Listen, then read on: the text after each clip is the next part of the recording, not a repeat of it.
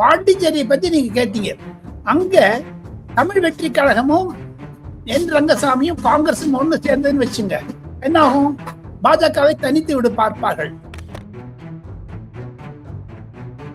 ராகுல் காந்தி ஸ்டாலினை விட தயாரா இருக்கிறாரா? பாண்டிச்சேரி, தமிழ்நாடு, கேரளா மூணுத்துக்கும் ஒரு யூனிட்டி மாதிரி பண்ணிக்கலாம்னு சொல்றாராமா காங்கிரஸ்காரர். 2 days தான் இருக்கு தம்பி, இன்னும் நாமினேஷன்லாம் ஆரம்பிச்சு பண்றதுக்கு. கவர்னர் நோட்டிபிகேஷன் வரணும். எதுக்கு லேட்டு தெரியல. இந்த எக்ஸ்ப்ளோசிவ் ஸ்டோரி தான் டெல்லியில பரபரப்பாக பேசப்படுகிறது. ஓபிஎஸ் திமுக போனது எடப்பாடி பழனிசாமி குஷியா இருக்குமே அப்படின்ட்டு அமித்ஷா கிண்டலா கேட்டாராம். இதெல்லாம் ஒரு வச்சு பாத்தீங்கன்னா மிக முக்கியமான எலெக்ஷன் எக்ஸ்ப்ளோசிவ்ல ஒரு செய்தி என்ன என்று கேட்டால், ஆர்எஸ்எஸ் அமைப்பினுடைய பல சீனியர் மெம்பர்ஸ் கர்நாடகாவிலிருந்து இன்று மாலை கோயம்புத்தூர், திருப்பூர் போன்ற இடங்களுக்கெல்லாம் கேன்வஸ் பண்ண ஆரம்பிக்க போறாங்க. அதை தவிர எந்த ஓட்டெல்லாம் திமுகவுக்கு டிவிக்கு பிரிக்கிறாரோ அந்த ஓட்டு காம்பன்சேட் பண்ற மாதிரி சசிகலாவும் ராமதாசும் சேர்ந்து கொண்டு ஹெல்ப் பண்ணாலும் போனாங்க டிஎம்கே ஒரு அச்சம் இருக்கிறது. பேசு தமிழா பேசி நேயர்கள் அனைவருக்கும் வணக்கம். தமிழகத்துல இருக்கக்கூடிய எந்த ஒரு ஊடகங்களும் எடுக்காத ஒரு முயற்சி நம்ம பேசு தமிழா பேசி சேனல் எடுத்துட்டு இருக்கோம். டெல்லியில இருந்து தமிழக சட்டமன்ற தேர்தலை எப்படி பாக்குறாங்க, டெல்லியில தமிழக சட்டமன்ற தேர்தலுக்கு எப்படி எப்படிலாம் அவுகங்கள் வகுக்கிறாங்க அப்படின்றது குறித்து நம்மிடம் டெய்லி நம்ம கிட்ட டெல்லி ராஜகோபாலன் சார் நம்ம கிட்ட அப்டேட் கொடுத்துட்டு இருக்காங்க. அந்த வரிசையில இன்னைக்கு மீண்டும் எலெக்ஷன் எக்ஸ்ப்ளோசிவ் நிகழ்ச்சியில நம்முடன் டெல்லி ராஜகோபாலன் சார் இணைஞ்சிருக்காங்க. வணக்கம் சார்.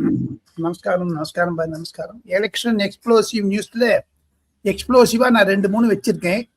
இது நடக்கக்கூடிய தமிழக, பாண்டிச்சேரி, கேரளா தேர்தலை முன்னிட்டு தங்களுடைய முயற்சி அனைத்து நேயர்களுக்கும் டெல்லியில் நடந்தது, நடக்கப் போவது என்ன என்பதை பற்றி விளக்கமாக எனக்கு தெரிந்ததை நான் பகிர்ந்து கொள்ள ஆசைப்படுகிறேன். தாங்கள் கேள்வி கேட்கலாம், நான் பதில் சொல்வேன். சார், இப்போ நேற்றுக்கே நம்ம பேசியிருந்தோம். என்ஆர் காங்கிரஸினுடைய தலைவராக இருக்கக்கூடிய ரங்கசாமி அவர்கள் நேற்றுக்கு சேலத்துக்கு வந்துட்டு போயிருந்தாங்க. அவர்களுக்கு இஷ்டசாமியா இருக்கக்கூடியவங்களை பார்த்துட்டு போனாங்க. இப்போ என்ன அப்படின்னா, இப்ப எல்ஜேகே உடைய தலைவராக இருக்கக்கூடிய ஜோஸ் மார்டின் அவர்கள் என்ன பண்ணிருக்காங்க, ரங்கசாமி அவர்களை விமர்சிச்சு பேசியிருக்காங்க. இந்த மாதிரி நேரத்துல எலெக்ஷன் போயிட்டு இருக்க இந்த நேரத்துல சேலத்துக்கு போறதுக்கு ஒரு அவசியமான விஷயம் அப்படின்னு சொல்லிட்டு விமர்சிச்சு பேசியிருக்காங்க. எல்ஜேகே கட்சி தலைவர் என்டிஏ கூட்டணியில இருக்காங்க. இப்போ ரங்கசாமி அவர்கள் என்டிஏ கூட்டணி விட்டு விலக போறாங்களா, என்ன செய்ய போறாங்க சார்? எலெக்ஷன் எக்ஸ்ப்ளோசிவ்ல ஒரே ஒரு செய்தி என்ன என்று கேட்டால், புதுச்சேரியில் எந்த பூகம்பம் வந்தாலும் அது தமிழகத்தை பாதிக்கும். தமிழகத்தில் ஏன் 28 சீட்களை காங்கிரஸ் இது வரைக்கும் அனௌன்ஸ் பண்ணல பேர். அவங்க காங்கிரஸ் தமிழகத்தில் திமுகவை விட்டு விலகுகிறார்களா என்ற கொஸ்டின் வரப்போகுது. நேற்று அமித்ஷாவை சந்தித்த பிறகு பாஜக, அதிமுக, பாமக, பாட்டாளி மக்கள் கட்சி எல்லாம் நல்லா இன்டாக்டா இருக்கு. சப்போஸ் டிஎம்கே காங்கிரஸ் கூட்டணியில ஒரு பிளவு வந்தால் அது எடப்பாடி பழனிசாமியை பாதிக்கும்.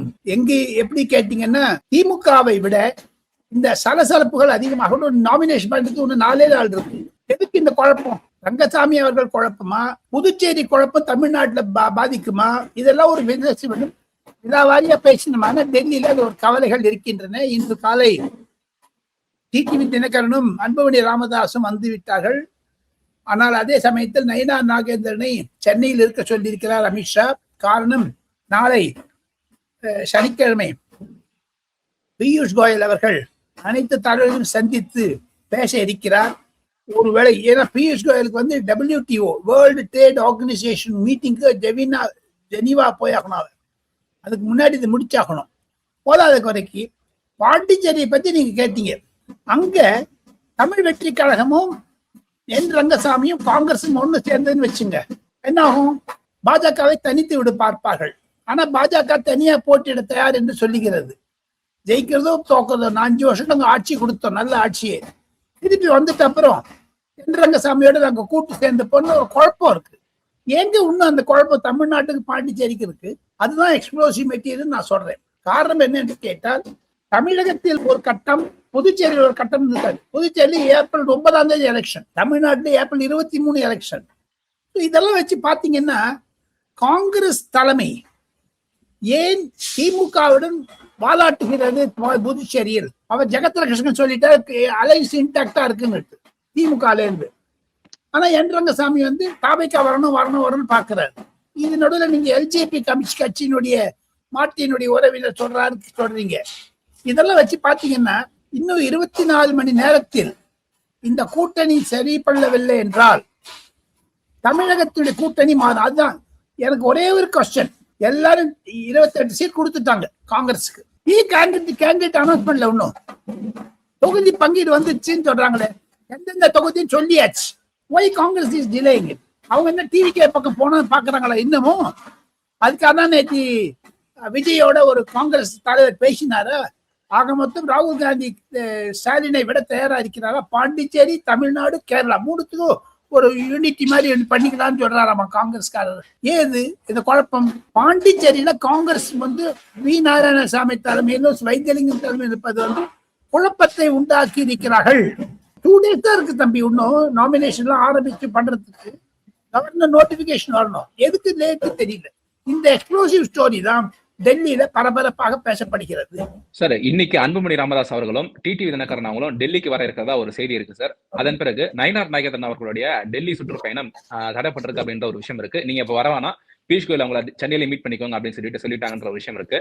இதை பத்தி என்ன சார் பேசுறாங்க? நேற்று அதாவது வியாழக்கிழமை இரவு 12:30 மணிக்கு மட்டும், வெள்ளிக்கிழமை காத்தால் மட்டும் எடப்பாடி பழனிசாமியும் அமித்ஷாவும் பேசிக் கொண்டிருந்தார்கள், விவாதம் பண்ணார்கள். அமித்ஷா மிகவும் குஷியாக இருக்கிறார். திராவிட முன்னேற்ற கழக அரசாங்கத்தை தூக்கி எறிவதில் எடப்பாடி பழனிசாமி மும்முரமாக இருப்பதை கண்டு அதையும் தவிர அவர்கள் பேசிக்கொண்ட பொழுது எடப்பாடி பழனிசாமியை பார்த்தவுடன் அமித்ஷா கூறியது என்ன என்று கேட்டால், ரொம்ப ரிலாக்ஸ்டா இருக்கீங்களே நீங்க, ஓபிஎஸ் போயிட்டாரா அதனாலயான்னு கேட்டாராம். புரியுதா உங்களுக்கு? ஓபிஎஸ் வந்து திமுக போனது எடப்பாடி பழனிசாமிக்கு குஷியா இருக்குமே அப்படின்ட்டு அமித்ஷா கிண்டலா கேட்டாராம். இதெல்லாம் ஒரு வச்சு பாத்தீங்கன்னா அமித்ஷாவினுடைய ஒரு யூகங்கள் திமுகவை ஒரு சிக்கலில் மாற்றி விட வேண்டும் என்பதுதான். So coming to main point, Anbumani Ramadoss வந்திருக்காரு, அவர் ராஜ்யசபா கிடைச்சிருச்சு. அதே மாதிரி டிடிவி தினகரன், எடப்பாடி பழனிசாமி சொல்லிட்டாரு, நான் எங்க அதிமுகவுக்கும் பாஜகவுக்கும் உறவு, நீங்க தோழமை கட்சிகளுக்கு நான் சீட் வந்துடுறேன், நீங்க போட்டுன்னு கொடுத்துருங்க. அது அமித்ஷா ஒத்துனுட்டாரு. இவங்க சொல்றது போது நாளை மறுநாள், அதாவது சனிக்கிழமை அல்லது ஞாயிற்றுக்கிழமை இந்த இதெல்லாம் முடிஞ்சிடும். அதுதான் எடப்பாடி பழனிசாமி டெல்லியில சொல்லியிருக்காரு, 4 நாள்ல யூனிட்டி டாக்ஸ் முடிஞ்சிடும். மேக்சிமம் பை சண்டே எல்லாம் முடிஞ்சுங்க. அதுக்காக தான் அமித்ஷா வீட்டுக்கு 4:30 மணிக்கு சந்திக்க இருக்கிறார்கள். டிடிவி தினகரன் தனியாக, அன்புமணி ராமதாஸ் தனியாக. சார், இப்போ நிறைய பேர் என்ன சொல்றாங்க அப்படின்னா, இந்த நியூஸ் சேனல்ஸ்ல என்ன ரிப்போர்ட் கொடுக்குறாங்க அப்படின்னா, பிஜேபிக்கு 30 சீட்டு, பிஎம்கேக்கு ஒரு 18 சீட்டு, டிடிவி தினகரன் அவங்களுக்கு ஒரு 10 சீட் அப்படின்னு சொல்றாங்க. இந்த சீட் ஷேரிங்ல எல்லாருமே சாட்டிஸ்ஃபைட் ஆகுறாங்களா சார்? எல்லாமே சாட்டிஸ்ஃபைட், மேல கீழே இருக்குமே தவிர சாட்டிஸ்பாக்சன் சீட் நம்பர்ல, ஆனா தொகுதியில் இல்லை. உதாரணத்துக்கு சொல்ல வேண்டும் என்றால் மதுரையில் 3-4 இருக்கு, கிழக்கு, வடக்கு, மேற்கு. அந்த மதுரையில யாராவது ஒருத்தர் கேட்கறாங்க, டிஎம்கேக்கும் டிடிவி தினகரனுக்கும் ஒரே இடத்துல இருக்குது, அவங்களுக்கு கொஞ்சம் சங்கடமா இருக்கு. அதே மாதிரி நயினார் நாகேந்திரனும் டிடிவி தினகரனுடைய அம்மா மற்றும் முன்னேற்ற கழகமும் அதே கான்ஸ்டிட்யூன்சி கேட்கறாங்க. அது ஆனால் சரியாயிடுங்க, அது ஒன்றும் கஷ்டமே இருக்காது.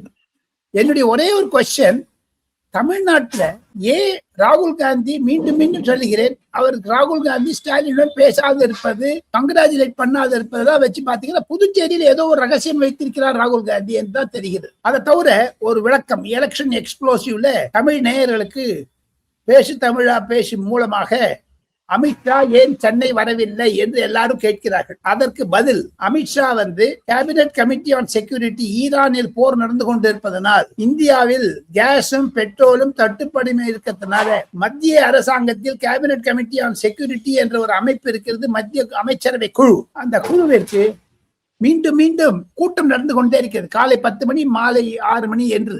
அது நடுவில் தான் பிரைம் மினிஸ்டர் இவங்களோட பேசுறாரு. பிரைம் மினிஸ்டர் இன்டர்நேஷனல் லீடர்ஸ் பேசிட்டு இருக்காரு. கப்பல் அந்த ஈரான்ல இருந்து வெளில வந்தாகணும், அந்த ஹவுசூஸ் அப்படிங்கிற இடத்துல இருந்து வெள்ளம் 24 கப்பல் வரணுங்க. இப்ப 2-3 கப்பல் தான் வந்திருக்கு. 21 கப்பலுக்கு தினம் பேசினாதான் அவங்க அதுக்கு எஸ்கார்ட் கொடுக்குறாங்க, இன்சூரன்ஸ் கொடுத்து.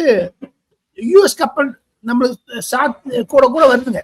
அதையெல்லாம் ஒருங்கிணைப்பதற்கு மத்திய உளவுத்துறை, மத்திய உள்துறை, அயலுறவுத்துறை எல்லாம் சேர்த்து பண்ணணும். அதுக்காக தான் டெல்லியில பிஸியா இருக்காரு. எழுதி இருந்தாலும் திங்கள் செவ்வாயில் சென்னை வரதுனாலும் வரக்கூடும் அமித்ஷா அவர்கள். பிரதம மந்திரி கோயம்புத்தூர்ல பேச போறாங்க. இன்னைக்கு டேட் ஒன்னும் தந்துடும். 4ஆம் தேதி ஏப்ரல் மாதம் சில முக்கிய தலைவர்கள் வர இருக்கிறார்கள். 8லேருந்து 14க்குள்ள, அந்த ஒரு வாரத்துக்குள்ள தேவேந்திர பட்னவிஸ் மகாராஷ்டிராவுடைய முதலமைச்சர், அதை தவிர யோகி ஆதித்யநாத் உத்தரப்பிரதேசத்துடைய முதலமைச்சர் அவரெல்லாம் வந்து கேன்வஸ் பண்ண போறாங்க.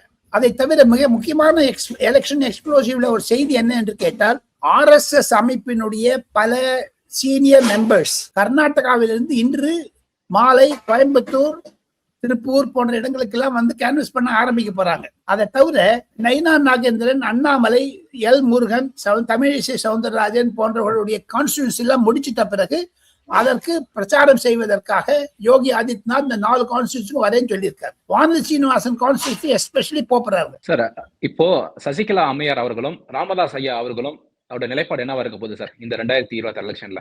ஓட்டு கட் பண்ணுவாங்க.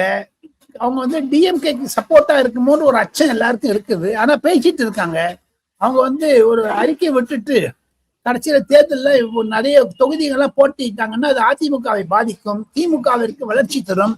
எந்த ஓட்டெல்லாம் திமுகவுக்கு வந்து டிவிக்கு பிரிக்கிறாரோ அந்த ஓட்டு காம்பன்சேட் பண்ற மாதிரி சசிகலாவும் ராமதாசும் சேர்ந்து கொண்டு ஹெல்ப் பண்ணாலும் பண்ணுவாங்க டிஎம்கேக்கு தான் ஒரு அச்சம் இருக்கிறது.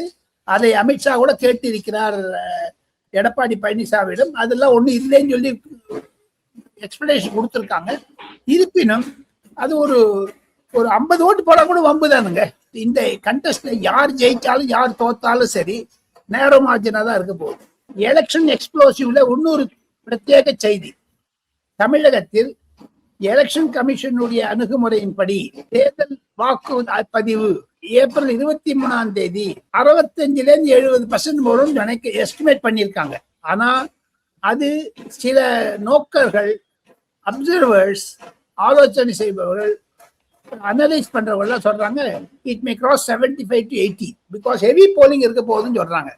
அந்த ஹெவி போலிங் இருந்ததுன்னா ஒவ்வொரு தொகுதியிலையும் 1000-2000 ஓட்டுல தான் ஜெயிப்பாங்க, தோப்பாங்க. சார், இன்னைக்கு நம்மோட நினைஞ்சு நிறைய விஷயங்களை குறித்து பகிர்ந்தீங்க சார். மீண்டும் நாளை சந்திப்போம் சார். ரொம்ப நன்றி. தேங்க்யூ. நன்றி. உலக தமிழ் சொந்தங்களுக்கு வணக்கம். நான் ராஜவேல் நாகராஜன். பேசு தமிழா பேசு வலையொலியுடைய வளர்ச்சிக்கு நீங்களும் உறுதுணையாக இருக்கணும்னு நினச்சிங்கன்னா இந்த வீடியோடைய டிஸ்கிரிப்ஷனில் இருக்கக்கூடிய ரேசர் பே லிங்கை கிளிக் பண்ணுங்கள். அந்த லிங்க்கில் போயிட்டு உங்களுக்கு விருப்பமான தொகையை பேசு தமிழா பேசுவனுடைய வளர்ச்சிக்கு உங்களுடைய பங்களிப்பாக நீங்கள் கொடுக்கலாம். நன்றி, வணக்கம்.